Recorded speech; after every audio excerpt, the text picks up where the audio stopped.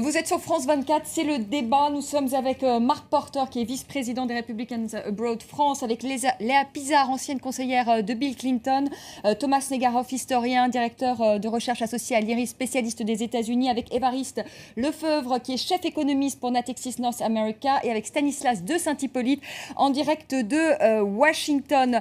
Stanislas, est-ce que vous pouvez nous expliquer comment réagissent les Américains à cette situation, et est-ce qu'ils en veulent à leurs hommes politiques d'être peut-être, je ne sais pas, vous allez nous le dire, déconnectés de leur réalité? En tout cas, vous avez cité tout à l'heure des sondages, oui, pour l'instant. Ce qui est sûr, c'est qu'une majorité d'Américains rejettent la responsabilité plutôt sur les démocrates, mais certains disent aussi Barack Obama est un enfant gâté, il ne veut pas négocier. Les deux en prennent pour leur image, même si les républicains en prennent un petit peu plus pour leur image. Et en règle générale, le Congrès, que ce soit démocrate ou républicain, ils ont un taux de popularité qui est exécrable. Les gens le détestent. Encore aujourd'hui, dans les rues de Washington, il y avait des restaurants qui faisaient des happy hours pour les fonctionnaires qui ont été mis sur le carreau de manière indéterminée. Il y a des repas gratuits qui sont offerts pour célébrer cela. Et dans certains endroits, eh bien, il y a cette inscription. Les congressmen payent double prix parce qu'effectivement on les déteste. Ça, c'est vraiment l'ambiance qui ressort un peu de ce débat politique qui donne l'impression d'être un débat stérile. Pour rebondir sur ce que disaient vos invités aussi, sur la stratégie. Est-ce que c'est la stratégie républicaine de bloquer? Est-ce que c'est la stratégie d'Obama de bloquer? Il y a une théorie qui commence à prendre un peu d'ampleur ici à Washington, c'est à qui profite le crime. Et honnêtement, à qui profite le crime? Pour l'instant, c'est plus à Barack Obama. Ce shutdown, honnêtement, ça lui permet de pointer du doigt très clairement les républicains. On a les élections de mi-mandat qui s'approchent en 2014. Il y a beaucoup de facteurs qui disent que ce n'est pas si clair que ça, ce jeu-là. Bien sûr, il n'aime pas négocier, mais là, il n'a pas voulu négocier là-dessus, même si, bien sûr, encore une fois, cette réforme de la santé, c'est sa réforme phare, hors de question qu'il y touche. Thomas Negaroff. Oui, juste pour aller un peu plus loin, je crois qu'il ne pointe pas du doigt les républicains, il pointe du doigt des républicains. Et je crois que la différence, elle est fondamentale, puisque je crois que le jeu politique de Barack Obama en ce moment, c'est pas de stigmatiser l'ensemble des républicains, mais de montrer à quel point ils sont divisés. Alors que lui a réussi peut-être ce coup de génie, de réunir autour de lui tous les démocrates. Bon, quand on est à la Maison-Blanche, c'est plus facile. Et je crois que c'était la même chose pendant la crise syrienne. C'est-à-dire qu'en allant devant le Congrès, il a aussi mis un coin entre les interventionnistes et les, entre guillemets, isolationnistes, même si c'est des termes un peu dépassés aujourd'hui. Et on voit les Américains, notamment les Rising Stars, ceux qui espèrent un peu pour 2016, être un peu gênés aux entournures. Rand Paul qui dit il faut un mois pour négocier. Chris Christie, je ne l'ai pas entendu. Donc il réussit un coup politique qui est plutôt malin, je trouve. C'est pas les républicains, c'est des républicains. D'ailleurs, il a tweeté juste après le shutdown, il a dit un groupe de républicains. Et donc je crois que c'est ça qui se joue en ce moment. C'est assez bien vu politiquement. Et beaucoup aussi aujourd'hui dénoncent aux États-Unis justement ce qu'ils appellent un cirque politique médiatique, ces affrontements sans fin entre démocrates et républicains. D'ailleurs, je crois qu'il y a Mark Lebovitz qui a publié un livre, qui est éditorialiste au New York Times, qui s'appelle This Town et qui fait apparemment un tabac en ce moment. Thomas Negaroff. Oui, c'est ça, effectivement, qui décrit ce jeu politique qui est effectivement aujourd'hui vraiment de plus en plus déconnecté. Alors, c'est pas nouveau que Washington et que le Congrès soit pas aimé par les Américains, ça c'est historique. D'ailleurs, c'est pour ça qu'il y a autant de présidents qui étaient gouverneurs et non pas sénateurs. À ce titre, Obama est une exception. Mais bien sûr, ça, effectivement, aujourd'hui, il y a une espèce de ras-le-bol général de ce qui se passe à la Maison-Blanche et au Congrès, en fait, à Washington, ce qui est quand même inquiétant pour la démocratie américaine, parce que... Alors justement, vous voulez bien qu'on écoute Barack Obama justement sur cette question, et puis je vous demanderai justement si cette démocratie américaine est aujourd'hui en panne. Il y avait aujourd'hui un édito dans Le Monde, et l'éditorialiste disait oui, aujourd'hui elle est en panne. Je vous poserai la question, mais d'abord on écoute Barack Obama. Et le Congrès ne doit pas simplement mettre fin à ce blocage. Le Congrès doit mettre fin à un système de gouvernement par crise. C'est une mauvaise habitude qu'il faut perdre. C'est quelque chose qui pèse sur l'économie. Ça n'est pas quelque chose qui est digne de ce pays. Cette situation pèse sur le pays, sur l'économie de notre pays. Ce n'est pas digne de notre pays. Évariste Lefebvre, si aucun accord est trouvé, il y a beaucoup d'internautes qui nous posent la question, est-ce qu'il peut y avoir des conséquences sur l'économie mondiale, notamment après le 17 octobre, si aucun accord n'est trouvé sur le plafonnement de la dette? Oui, d'ailleurs, vous voyez qu'en ce moment, tout le monde est un peu calme, parce que tout le monde a l'air persuadé que le shutdown va être un moyen d'accélérer en quelque sorte les négociations pour à tout prix éviter une crise similaire à celle de 2011. Et je pense qu'il y a une certaine forme de complaisance vis-à-vis notamment du passé, où on se dit que de toute façon, ils ont bien fini par trouver un accord, donc ils en trouveront un cette fois. Sauf qu'à l'époque, c'était un débat assez important, puisqu'il s'agissait quand même d'essayer de savoir comment les républicains et les démocrates allaient se mettre d'accord pour contrôler la dette publique qui, à cette époque-là, était en train de gonfler à toute vitesse. Là, effectivement, le débat est plus idéologique, et donc ça soulève, à mon avis, davantage de doutes sur la possibilité d'une résolution rapide de la crise. Et puis, je ne partage pas tout à fait le point de vue de certains de vos invités, c'est que je pense que dans cette crise, même si Obama, finalement, s'en sort pas plus mal que d'autres, c'est une fois de plus la preuve de son total manque de leadership. Obama n'arrive absolument pas à rameuter au centre. Il n'arrive pas à trouver une majorité. Il a beau dire que ce sont seulement quelques éléments extrêmes du Parti républicain, il n'arrive pas à faire ce qu'ont fait certains de ses prédécesseurs, typiquement Ronald Reagan dans les années 80, se mettre proche des démocrates, attirer des démocrates pour mettre en place des grandes réformes. Donc ça, c'est le premier point. Deuxième point sur la crise, une fois encore, il peut y avoir une crise sur le plafond de la dette.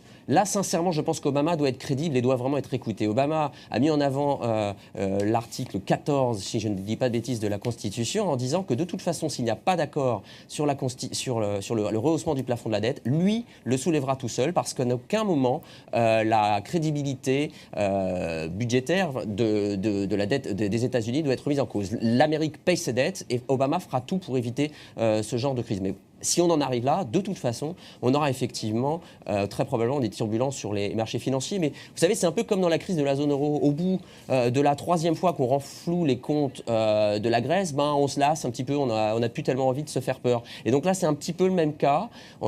Très peu d'investisseurs avaient envie de parler de ce sujet du shutdown. Tout le monde pensait que ça allait être évité. Donc oui, là, on se précipite tous pour essayer de dresser des scénarios.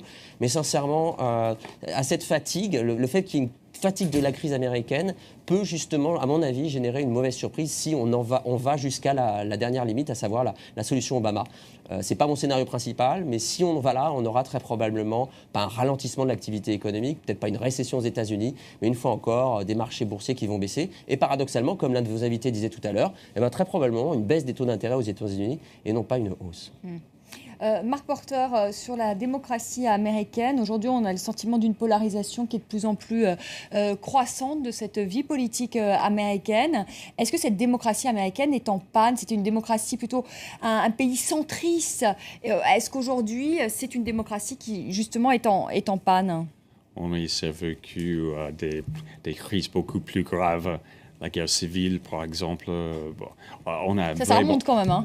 Mais quand même, les gens exagéraient. Je sais que les journalistes veulent créer cette crise parce que ça marche à la télé, mais je ne suis pas sûr que ça va vraiment endommager.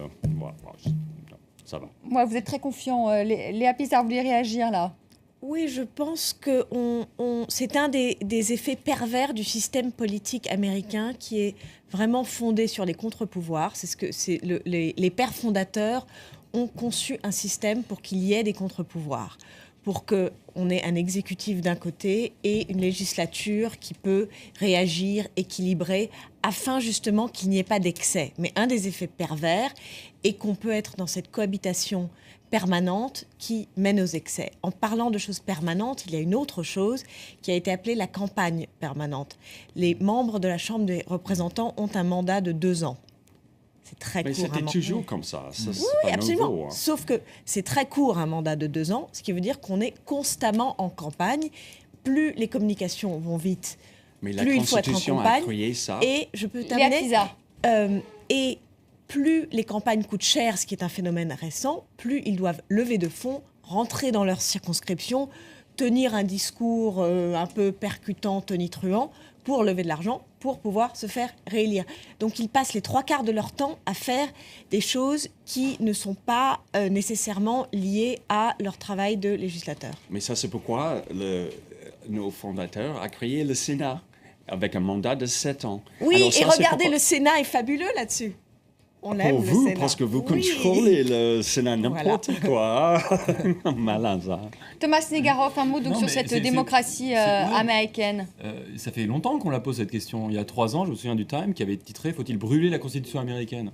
Parce qu'on voyait les blocages apparaître, on voyait effectivement ce système de checks and balances qui, au bout d'un moment, de poids et de contrepoids, qui, au bout d'un moment, amène à l'inertie, si on est dans le cas présent, à savoir d'un Congrès qui ne veut pas travailler avec le pouvoir exécutif. Et je suis désolé, mais c'est pas un délire d'Européens que d'interroger la pertinence de cette Constitution américaine. Des gens comme Paul Krugman ont dit, mais ça ne fonctionne plus dans un contexte de mondialisation, dans un contexte où tout doit aller vite. Eh bien, on est bloqué par cette Constitution, une Constitution qui aussi... C'est une bonne chose d'être bloqué. Comme ça, on peut vraiment avoir un consensus. Effectivement, on le voit aujourd'hui, c'est une très bonne chose. Non. Mais je veux dire, excusez-moi, mais je veux dire que cette interrogation n'est pas qu'un délire de journaliste, comme vous l'avez dit au début. C'est une question qui traverse vraiment les constitutionnalistes américains, à savoir, est-ce que cette Constitution est toujours valable dans le monde d'aujourd'hui, alors qu'elle a été conçue il y a plus de 200 ans? Oui, ils ont dit la même chose il y a 150 ans. Alors, ça dure aussi. Et donc, oui. Oui, vraiment. Oui. Alors, je crois que le système marche parce qu'en fait, on a ce débat-là. Thomas Negaroff, un dernier mot. Vous pensez qu'il va y avoir un dénouement à cette crise? Parce que le shutdown de 95 a duré quand même 21 jours sous Bill Clinton.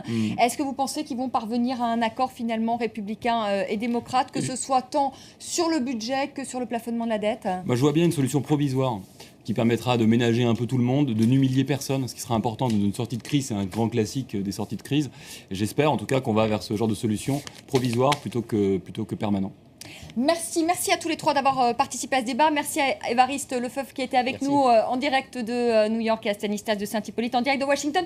Vous restez avec nous parce qu'on va continuer à parler de ce shutdown avec Karim, parce qu'il y avait une petite anecdote dans ce shutdown. C'est Monica Lewinsky, on n'en a pas parlé finalement. Vous qui étiez, Léa, ancienne conseillère de Bill Clinton, eh bien c'est durant ce shutdown qu'il a rencontré Monica Lewinsky. Pourquoi? Eh bien parce que son équipe, son staff était réduit et donc la stagiaire a eu accès aux présidences qui, en temps normal, eh bien, ne se serait pas produit. C'est bien ça, Karim? Alors, on va en parler un petit peu, mais on va d'abord découvrir un petit peu ce qui se passe sur les réseaux sociaux. Alors, il y a pas mal de montages. On découvre cette image de la Statue de la Liberté qui en est réduite à faire la manche face à cette situation de blocage. Et puis, on partageait aussi ce dessin qui était très partagé sur Twitter avec un Barack Obama qui explique qu'il ne négociera pas avec les terroristes. Et de l'autre côté, on a 3 éléphants qui prennent en otage l'économie américaine. Alors, les éléphants, vous avez bien compris, c'est le symbole du parti républicain. Alors, sur les réseaux sociaux, on partageait aussi ce qui, au quotidien, les effets que ça peut avoir au quotidien, ce shutdown, les parcs fermés. Certains ont publié sur leur compte Twitter des photos de barrières abaissées. Et puis ce site internet, le Daily Dot, là c'est plus étonnant et plus drôle en quelque sorte. Même les caméras qui filment ce panda dans un zoo, eh bien elles sont éteintes. Shutdown aussi pour cette caméra. Du côté du Capitole, on a mis en sommeil le compte Twitter. Et puis si on essaye d'accéder du côté du ministère de l'Agriculture au site internet, eh bien, on a cette page d'excuses qui s'excuse pour ces inconvénients. Alors, je vous montre aussi le site du Figaro, parce qu'on en parle beaucoup du côté des médias français, qui essayent de nous expliquer en chiffres ce que ça représente. 800 000 fonctionnaires touchés, 97% des fonctionnaires de la NASA, c'est énorme, 94% exactement des fonctionnaires de l'environnement. Mais par contre, on s'aperçoit que du côté du FBI, c'est seulement 5%, et du côté de la Réserve fédérale, eh bien, tous les fonctionnaires sont à leur poste. Alors pour en revenir à cette NASA, eh bien, finalement, ce shutdown a des conséquences jusque sur Mars, puisque le robot Curiosity est lui aussi mis en sommeil. Il n'enverra pas d'informations à destination de la Terre. Juste un mot, la NASA fête ses 55 ans aujourd'hui. En plus. Donc ça fait un peu mauvais genre. Un peu désordre. Il y avait un certain nombre d'articles justement qui parlaient de cet anniversaire particulier de la NASA. Alors évidemment, ça irrite un certain nombre d'Américains. Il y a des sites d'information qui publient quelques sondages où évidemment on désapprouve ce blocage. Ici, c'est le site du Washington Post. Mais si il y a un média qui a fait parler de lui, c'est le Daily News avec cette une particulièrement virulente. La Chambre des représentants s'est transformée en chambre des crottes. Post avec John Boehner qui a les doigts ensanglantés à force de s'accrocher à son fauteuil. Marc Potter, un reporter, une petite réaction à cette une Pourquoi du Daily vous avez News? que les choses contre les républicains? Parce qu'il y a beaucoup de dessins animés contre Obama aussi. Je crois que vous avez vraiment trié les choses. Non, mais là, en tout cas, la tendance était plutôt à je peux vous aider si vous voulez vraiment chercher. Bienvenue, envoyez-moi des tweets, n'hésitez pas. En tout cas, c'est tout de même cette une qui a suscité beaucoup de réactions aujourd'hui. Certains renvoyaient vers une qui date justement de ce shutdown de 1996. Ce n'était pas John Boehner à l'époque, c'était Newt Gingrich, comme quoi l'histoire se répète. Et puis, il y a ce dont vous parliez il y a quelques instants, l'affaire Monica Lewinsky, comment finalement des stagiaires se sont retrouvés à aller dans des endroits où ils n'avaient pas l'habitude d'aller, à serrer des mains qu'ils n'avaient pas l'habitude de serrer et à faire la bise à un président de la République. On connaît la suite de l'histoire, mais en tout cas, du côté de Slate, on évoque aussi les 2 milliards que ça a coûté ce shutdown à l'époque. Et finalement, Bill Clinton sera réélu en 1996, certains soulignant que la posture un petit peu trop rigide de républicains l'ayant aidé. En tout cas, évidemment, on se rappelle de cette année 95-96 avec ce shutdown qui a marqué les esprits. Il y a un scénario qui semble impensable en France. Alors, en tout cas... Très rapidement, parce que je voudrais qu'on voit une vidéo avant de Alors, si ça devait se passer en France, eh bien, c'est le Huffington Post qui s'arrête là-dessus, en nous expliquant que finalement, le système administratif est assez proche. On a 2 millions de fonctionnaires de l'administration centrale dans les deux pays, mais en tout cas, il y aurait évidemment des ralentissements, des blocages, mais au niveau de l'école, ça serait différent, puisque les petits Américains peuvent aller à l'école parce qu'on a un système qui fonctionne différemment. C'est un petit peu comme si les académies étaient autonomes en France, tandis qu'en France, les écoles seraient ouvertes puisqu'elles dépendent des collectivités locales, mais les professeurs, eux, qui sont payés par le ministère de l'Éducation, ne pourraient pas donner cours. Donc ce serait des écoles ouvertes, mais sans professeurs. Est-ce qu'on termine vite avec une vidéo? Alors, on la découvre très rapidement. C'est la vidéo virale du moment. Fait le buzz, ouais. Plus de 4 millions de vues. C'est une jeune femme qui travaillait dans une entreprise du côté de Taïwan. Elle travaillait pour une entreprise qui met en ligne justement des vidéos virales, mais elle en avait assez de tout donner à son boulot avec rien en retour. Et finalement, elle va faire cette vidéo comme un pied de nez où elle annonce qu'elle démissionne et elle va faire bien plus de vues, sans doute, que les vidéos qu'elle avait l'habitude de mettre en ligne. Merci beaucoup, Karim. On vous retrouve un peu plus tard. On vous retrouve demain pour le débat. Merci à tous les trois d'avoir participé à cette émission. Merci à vous de l'avoir suivi. On vous retrouve demain à 19h10. Très belle soirée.